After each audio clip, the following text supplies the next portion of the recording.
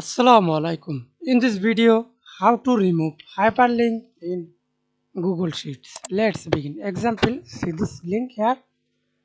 Click on cell, click link cells, then right click on your mouse, click drop down menu, view more cells option and see this remove link. Click. And now we can see this remove link.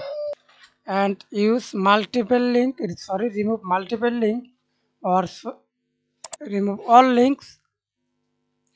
Remove all links, click here, then apply same process, right click on your mouse, remove links, and now we can see this remove hyperlink. Thanks for watching video. Please subscribe to my channel, like, comment, share.